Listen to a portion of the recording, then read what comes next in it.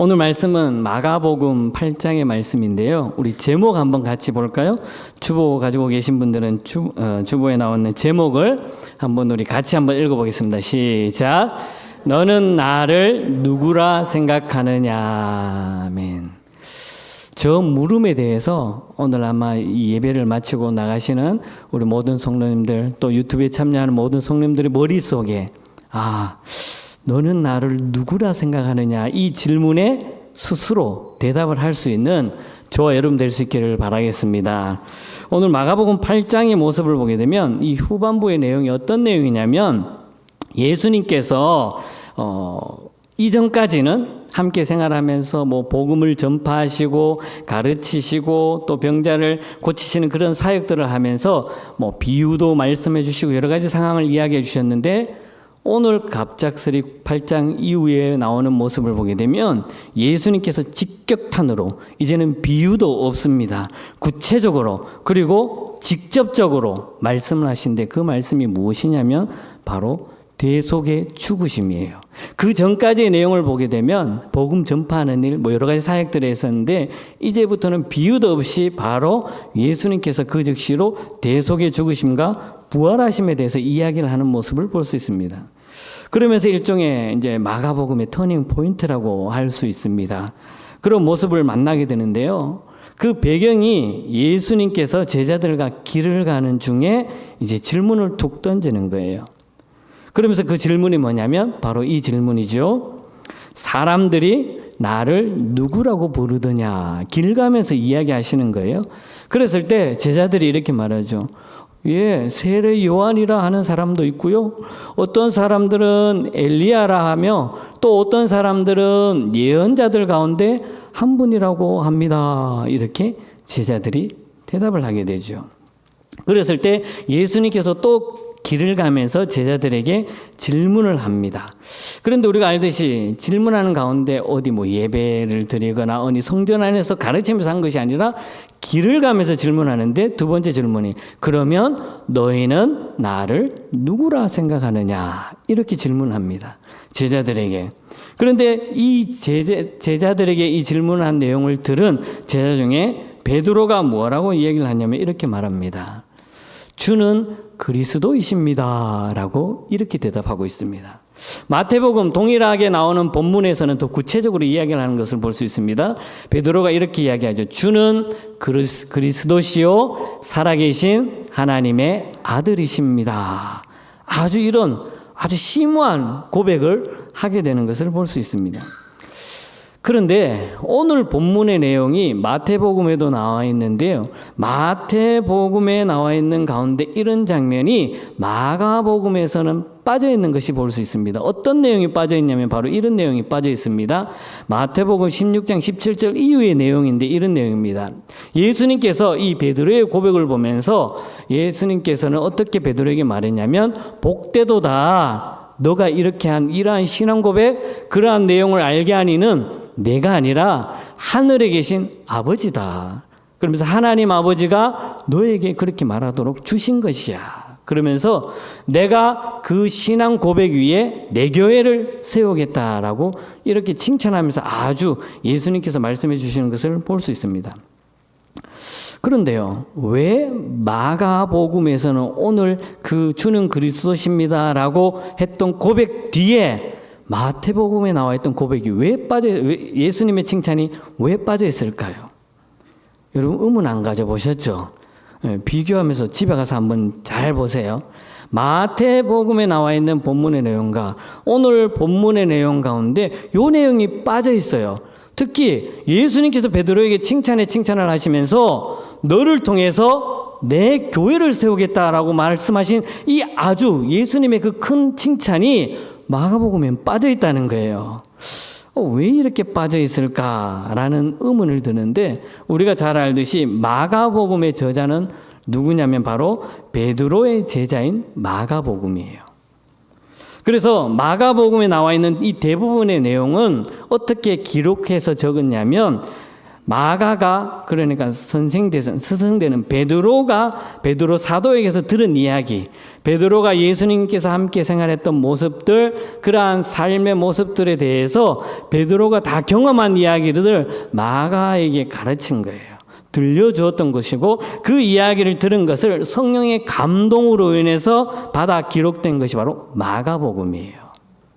그렇다 보니까 베드로 사도에게 예수님께서 칭찬을 하셨던 이 교회를 세우리라, 반석 위에 교회를 세우리라 했던 이 아주 예수님의 그 거대한 칭찬이 마가복음에는 빠져 있다라는 거예요. 그러면서 왜 빠져 있을까라는 많은 학자들이 보면서 비교를 해보면서 왜 빠져 있지라는 의문을 가졌습니다. 그런데 한편 어떤 학자들은 이렇게 말을 합니다.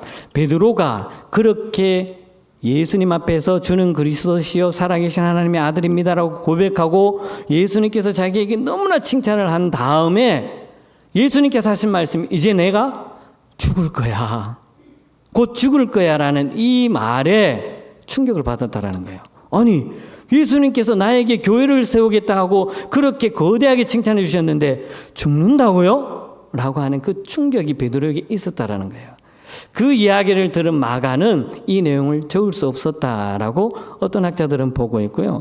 또 다른 학자는 어떻게 바라보냐면 이 내용에 대해서 베드로가 자기의 이야기이기 때문에 자기가 말을 했지만 그 말한 것은 주님께서 말했듯이 네가 말한 것이 아니라 네 속에 있는 성령 하나님께서 너에게 그렇게 말씀해 주었다라는 그 말을 듣고 칭찬을 들었기 때문에 스스로 그렇게 칭찬한 것에 대해서 내가 내 입으로 예수님께서 이렇게 칭찬해 주었어라는 것을 마가에게 제대로 정확하게 이야기를 해주지 못했다라고 보는 학자도 있다라는 겁니다. 저는 개인적으로 오늘 말씀을 묵상하면서 준비하면서 그래, 한편으로 전자보다는 그래도 후자 쪽이 조금 더 베드로 입장에서, 베드로 자신 입장에서 볼 때는 아무리 좋은 칭찬에 대해서 그 칭찬을 하셨지만 그걸 가지고 이제 마가에게 가르치고 그것을 기록하는 그에 대해서 자기를 드러내는 것에서 자칫 잘못하면 오히려 자기의 교만이나 자기의 자만에 빠질 수 있는 그런 모습이 있지 않아서 그것을 가르쳐 주지 않았을까라는 그런 생각을 해봅니다. 어쨌든 간에 이렇게 예수님께서 칭찬을 한 다음에 바로 예수님의 십자가 고난을 이야기합니다. 이제 죽음을 맞이하고 죽음 이후에 부활을 맞이하겠다는 이야기를 합니다. 그 이야기를 들은 베드로는 어떻게 반응을 합니까? 이렇게 반응을 하죠. 베드로의 반응을 보게 되면 이렇습니다. 주여, 아니 어찌 그렇게 마옵소서. 주는 하나님의 아들이십니다. 하나님께서 보내신 메시아 그리스도요, 우리의 구주신데 구주께서 무엇이 부족하고 무슨 능력이 부족하여 권세자들, 유대계 종교 지도자들, 이스라엘 백성들의 손에 넘겨져서 십자가에 죽으셔야 한다만 하는 겁니까?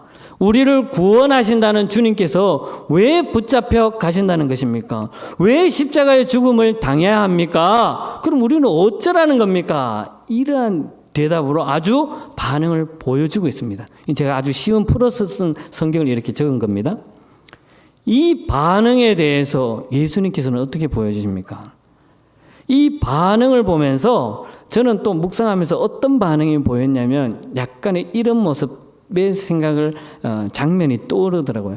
여러분 혹시 영화라든지 드라마에 보면은 조직들의 모습을 볼 수 있죠. 이런 뭐 사회 이런 조직이 아니라 형님 하는 그 조직들. 그걸 제 입으로 굳이 얘기를 안 했는데 그런 조직들에 보게 되면 큰 형님이 제일 보스 같은 형님이 말하죠. 다 불러놓고 얘들아, 내가 지금 큰 집을 좀 갔다 와야 되겠다. 일을 하면서 잘못돼서 큰 집을 갔다 올 테니까 너희들이 조금 우리 이 조직을 잘 이렇게 운영해 나가라. 그러면서 뭐 오른팔 되는 사람, 왼팔 되는 사람, 행동대장들 이렇게 불러놓고 이야기하잖아요. 그랬을 때 어떤 사람이 나오죠. 왼팔이 되는지 오른팔이 되는지 모르지만 형님 안 됩니다. 형님이 어떻게 들어갑니까? 제가 들어가겠습니다. 그러면서 이렇게 막 충성하는 사람이 있어요. 그런데 꼭 형님이 들어가고 나면 충성하는 사람, 그렇게 말하는 사람이 배신을 하더라고요. 형님이 없는 자리를 확 틈타버려요. 그러면서 그 조직들을 자기가 확 먹는 경우를 가끔 보게 됩니다. 그러면서 그렇게 칭찬을 받고 예수님의 제자의 좋은 이야기를 들은 베드로가 예수님께서 잡혀가신다고 하니까 죽음을 맞이한다니까 완전히 막 화를 내면서 어떻게 격분하면서 예수님께서 어떻게 잡혀가십니까? 라는 그 모습. 그리고 결국 나중에는 어떻게 됩니까? 베드로가 예수님을 배신하게 되죠.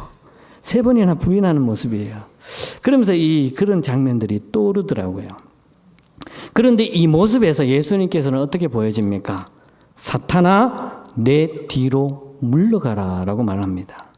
얼핏 보면 예수님께서 베드로를 향해서 너희 사탄아 라고 말하는 것 같아요.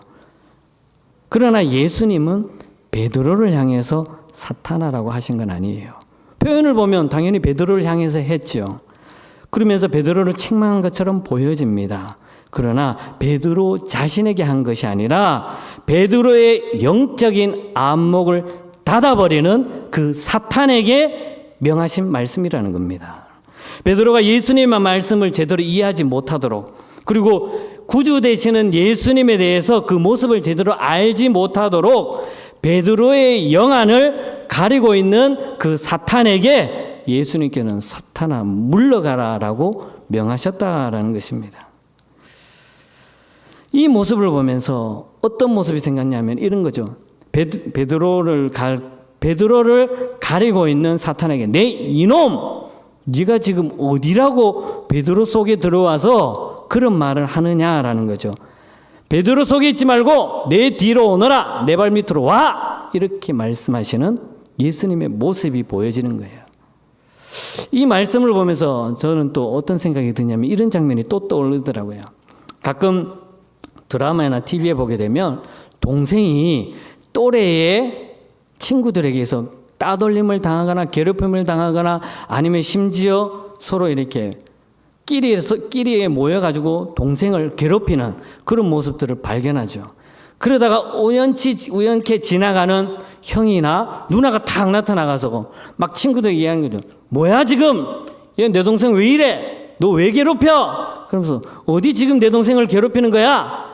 그러면서 막 뭐라 하는 그 장면, 그 모습이 예수님께서 베드로를 감싸면서 그 속에 있는 사탄을 향해서 뭐라 하면서 그 사탄의 베드로 속에 있는 사탄을 나오너라라고 강하게 말씀하신 그런 모습이 쫙 비춰지는 것을 볼 수 있습니다. 예수님은 사탄을 향해서 그냥 물러가라, 내 이놈 물러가라 이것이 아니라 다시는 베드로 속에 들어가지 말고 내 뒤로 와서 내 발 아래 꿇어. 어디 지금 너가 내 사랑하는 제자인 베드로 안에 들어가서 그런 소리를 해라고 하면서 엄하게 꾸짖는 모습을 볼 수 있는 것입니다. 이것은 바로 무엇이겠습니까? 예수님의 은혜라는 겁니다. 할렐루야. 예수님께서는 그렇게 말하는 베드로 자신, 베드로에게 호탕친 것이 아니라 베드로 속에서 예수님을 제대로 알아보지 못하는 그 사탄에 대해서 명하였다라는 것을 볼 수 있습니다. 그런데 이렇게 자신을 사랑하는 예수님, 그 모습에 예수님의 외침과 명령에도 불구하고 베드로는 몰랐다라는 거예요. 베드로는 왜 예수님께서 나에게 이렇게 호통을 치고 나에게 고함을 치지? 라고 하면서 그렇게밖에 생각을 못했다라는 거예요. 예수님의 그 외침이 자신을 향한 외침, 그리고 자신을 사랑하는 그 외침이었다는 것을 그때는 깨닫지 못했다라는 겁니다. 이후에 이 베드로는 깨닫게 되었습니다. 그리고 예수님께서 십자가의 길을 가야 된다라고 말씀하셨을 때 모든 제자들, 베드로뿐만 아니라 함께 있는 제자들조차도 예수님께서 말씀하시는 그 말씀에 대해서 도대체 무슨 말씀인지 이들은 깨닫지 못했다라는 겁니다. 예수님께서 그리스도로서 자신들을 구원하실 것에 대해서 분명히 들었지만 알고는 있었지만 왜 죽기까지 하셔야 하는지에 대해서는 제자들은 도대체 알지를 못했다라는 겁니다. 그럼 지금 베드로는 자기가 보아야 할 것, 영안으로 보아야 할 것을 제대로 보지 못했고 또 들어야 할 것들을 제대로 듣지 못했다라는 겁니다. 그렇다면 베드로는 무엇을 못 보고 무엇을 듣지 못했던 것일까요? 베드로가 예수님께서 말씀하시는 것을 왜 제대로 이해하지 못했을까요? 그 몇 가지로 보게 되면 가장 먼저 첫 번째는 바로 이겁니다. 베드로가 깨닫지 못했던 것은 예수님의 그 메시아 사역의 참뜻을 알지 못했다는 거예요. 예수님께서 행하시는, 지금까지도 함께 공생 생활을 같이 해왔던 이 제자들이 예수님께서 가지신 그 메시아 사역의 참뜻을 전혀 깨닫지 못했다라는 것입니다. 베드로는 예수님이 메시아로서 왜 구속 사역을 성취해야 되는지, 그리고 그러한 방법, 그러한 모습, 그러한 것을 전혀 이해하지 못했다라는 것입니다. 하나님의 공의를 만족시키는 그 대속의 희생제물로 오신 예수님, 그리고 흠이 없는 제물이 되어주시기 위하여 완전하신 하나님이며 완전하신 사람인 예수님께서 친히 이 땅에 오셔서 복음도 전파하시고 가르치시고 병자를 고치시고 그리고 대속 제물의 길을 가는 그 예수님 메시아 사역의 그 참뜻을 베드로와 제자들은 전혀 깨닫지 못했다라는 겁니다. 왜 예수님이 붙잡혀 십자가에 달리셔야 하는지, 왜 예수님께서 피를 쏟아야 되는지, 그 구속의 역사를 성취하는 모습을 제자들은 깨닫지 못했다라는 거예요. 베드로도 깨닫지 못했습니다. 수제자라고 하는 이 베드로조차도 예수님의 그 뜻을 전혀 이해하지 못했다라는 겁니다. 즉 예수님께서 가지신 그 메시아 사역의 참뜻을 모든 제자들은 알지 못했다라는 겁니다. 이렇게 깨닫지 못했기 때문에 인간적인 생각으로밖에 말을 할 수가 없었다라는 겁니다. 그리고 심지어 예수님께서 십자가에 돌아가시는 그 상황, 잡혀가는 모습 보고 제자들이 다 도망가 버렸다라는 것입니다. 두 번째로 이렇게 베드로가 깨닫지 못했던 것은 무엇이냐라고 했을 때 베드로는 완전한 순종을 깨닫지 못했습니다. 예수님과 함께 생활하면서 그렇게 많은 기적과 이적과 가르침을 받은 베드로와 제자들은 예수님께서 행하시는 그 모습에서 완전한 순종을 깨닫지 못했다라는 겁니다. 죽기까지 행하시는 그 하나님 아버지에 대한 성자 예수님의 순종의 모습, 그리고 성부 하나님의 언약의 성취를 위한 성자 하나님의 그 순종을 베드로와 제자들은 깨닫지 못했다라는 겁니다. 심지어 예수님께서 겟세마네 동산에서 눈물로 기도하시면서 할 수만 있다면 나에게서 이 잔을 멀게 하옵소서, 피해달라고. 그러나 내 뜻대로 마시옵고 아버지의 뜻대로 하옵소서라고 고백하는 그 고백을 제자들은 전혀 알지 못했다는 겁니다. 깨닫지도 못했다라는 겁니다. 그런데요, 하나님의 말씀은 한 점의 타협 없이 하나님의 방법 그대로, 말씀 그대로 이루어지심을 믿으시길 바라겠습니다. 하나님의 말씀은 1.1획도 틀린 것이 없다라는 거예요. 하나님이 원하시고 뜻하신 바를 이루어 가신다라는 것입니다. 예수님께서는 피할 수 있으면 피하고 싶었지만 하나님의 뜻에 대해서 완전한 순종으로 나아갔다라는 것입니다. 성부 하나님의 구원의 계획에 대한 순종의 모습으로 자기 백성의 대속을 위해서 흠이 없는 예수님께서 죄인의 자리에 서기 위하여 십자가에 달려 죽기까지 하시는 그 순종의 모습을 예수님께서는 가셨다라는 것입니다. 이러한 모습에서 완전한 순종을 보여주시면서 말씀해 주고 있음에도 불구하고 베드로와 제자들은 전혀 깨닫지 못했다라는 겁니다. 세 번째로 보게 되면 어떤 것을 베드로와 제자들은 이해를 못했을까요? 바로 하나님과의 연합됨을 깨닫지 못했습니다. 그리스도를 쫓는다는 것, 그리고 그리스도를 따라간다는 것, 그리고 그리스도의 제자가 된다는 것은 무엇일까요? 그것은 바로 그리스도와 하나 된다는 겁니다. 예수 그리스도와 하나 되고 예수 그리스도와 연합된다는 것을 예수님께서는 몸소 보여주었지만 제자들은 깨닫지 못했다는 것입니다.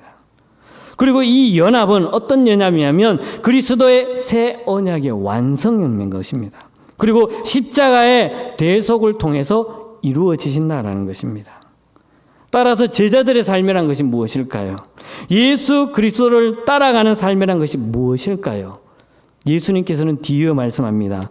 자기를 부인하고 그 예수 그리스도께서 걸어가신 그 십자가의 길을 쫓아가는 것이라고 말씀하고 있습니다. 그러나 베드로와 제자들은 전혀 이해하지 못했습니다. 제자의 삶을 살기는 원했습니다. 함께 생활했습니다. 먹고 자고 생활하고 예수님과 동행하면서 삶을 살았습니다. 그러나 그 제자의 길을, 예수님께서 고난의 길을 간다는 것조차도 제자들은 받아들이기 어려웠다는 것입니다.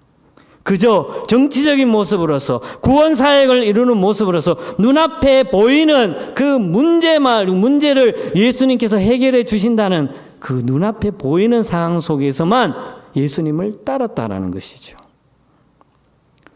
예수님께서 십자가의 고난으로 말미암아 예비하시는 것, 그리고 그 제자들이 걸어가야 하는 그 길이 어떤 길인지, 예수님께서 고난의 길을 가면서 제자들도 동일하게 고난의 길을 가야 되는 것조차도 제자들은 받아들이기 어려웠다라는 겁니다. 아니, 받아들이는 것조차도 생각하지 못했다라는 것입니다.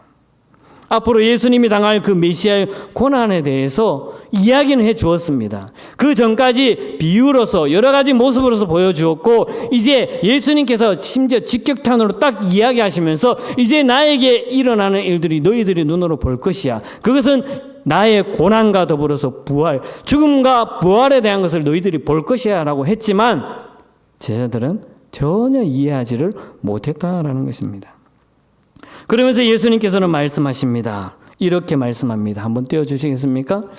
누구든지 나를 따르려거든, 나의 제자가 되려거든, 그냥 나는 예수님의 제자입니다 하고 입술로만 맹세하는 것이 아니라 내가 걸어가는 십자가 고난의 길을 같이 걸어가야 한다.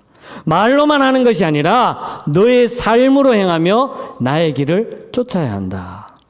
누구든지 나의 제자가 되려거든 너 자신을 부인해라. 그리고 십자가를 지고 나를 따르라. 할렐루야.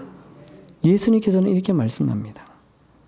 이 말씀을 하시면서 예수님께서는 길을 가면서 제자들에게 경험을 이야기해 주는 겁니다. 그것이 무엇입니까? 너는 나를 누구라고 하느냐? 이 질문을 하는 거예요. 어떤 성전에서나 아니면 예배드리는 것에서나 어떤 장소에서 가르치면서 이야기한 것이 아니라 길을 가는 도중에 나의 경험을 이야기하면서 앞으로 펼쳐져 나아가야 할 그 제자가 가야 할 길을 체험적으로 알려주시기 위하여 주님은 제자들과 함께 길을 가면서 가르쳐주고 있다는 것입니다. 그런데 예수님 십자가에 죽으시자 어떤 모습이 일어납니까? 제자들은 다 도망가 버립니다. 심지어 수제자라고 하는 베드로조차도 모든 것을 포기하고 남은 제자들과 함께 그냥 고기 잡으러 가버리는 거예요. 갈릴리 바다에서 고기를 잡으면서 그물을 내리는 그 전의 모습으로, 예수님을 만나기 전의 모습으로 돌아가 버리는 이 베드로의 모습을 보게 됩니다.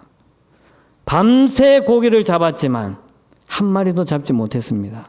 그런데 저기 멀리서 한 사람이 이야기를 합니다. 배 오른편에 그물을 내려라 라고 말합니다. 그 말대로 하니까 정말 많은 고기를 잡게 되었습니다. 그 가운데 사도 요한이 말합니다. 형 베드로에게 저기 주님이 서 계십니다 라고 이야기를 합니다. 그 이야기를 들은 이 베드로는 벗고 있는 겉옷을 들은 후에 그만 바다에 뛰어듭니다. 바다에 뛰어들고는 저기 서 계신 예수님을 향해서 막 헤엄쳐갑니다.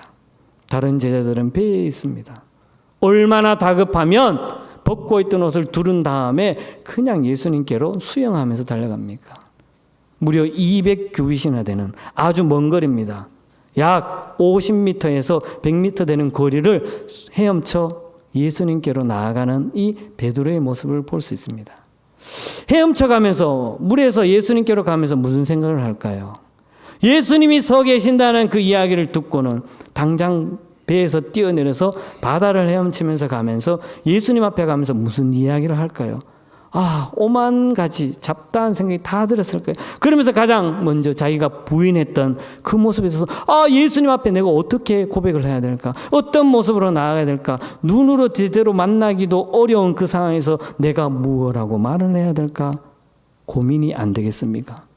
그럼에도 불구하고 베드로는 예수님께로 나아갑니다. 이어서 제자들이 오게 됩니다. 이 모습이 요한복음 21장의 내용의 모습이라는 거예요. 그러면서 예수님께서는 미리 준비한 떡과 생선을 맞으면서 아침을 먹여주는 모습을 보여줍니다. 그러면서 베드로에게 이렇게 질문하죠. 베드로야, 내가 나를 사랑하느냐? 내가 나를 사랑하느냐? 또 질문하죠. 내가 나를 사랑하느냐? 베드로가 3번이나 부인했던 것처럼 예수님께서는 3번이나 베드로에게 질문하면서 그래, 너는 나를 내가 잡혀갈 때 부인했지. 그러나 나는 너를 사랑한다라고 용서해 주는 모습을 볼 수 있습니다. 이 말씀이 바로 마태복음에 나와 있는 내 교회를 세우리라는 그 모습이 이후에 이제 베드로를 통해서 역사하시는 모습을 볼 수 있는 것입니다.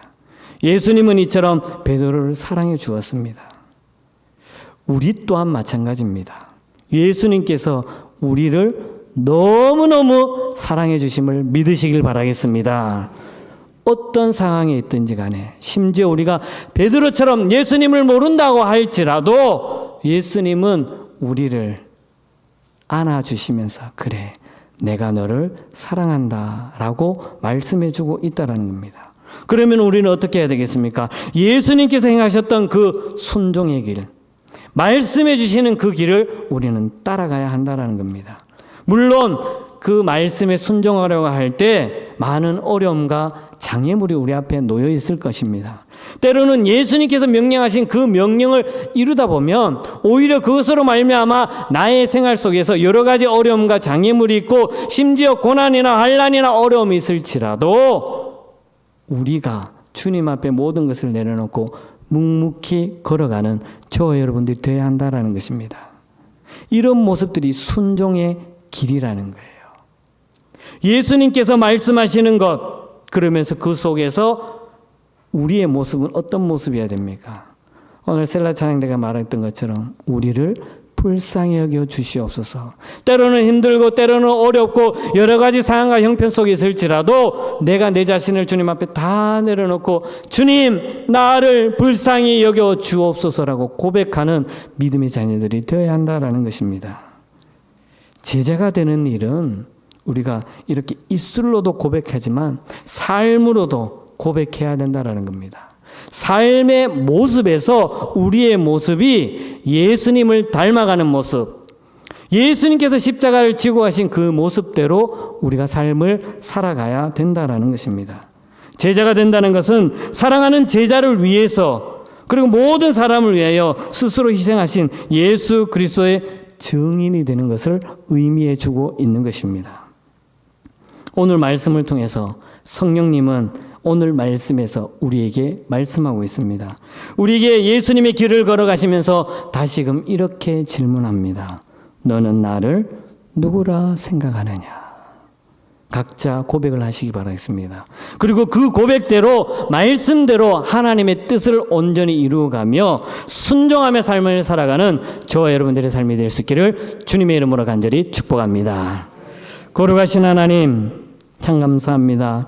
늘 부족하고 나약한 우리의 모습이지만 그럼에도 불구하고 우리를 너무너무 사랑해 주시며 우리를 인도해 주심에 감사드립니다. 오직 예수 그리스도만을 바라보며 믿음으로 순종하며 나아가는 우리 모두가 되게 하여 주시옵소서. 예수님의 이름으로 기도드리옵나이다. 아멘.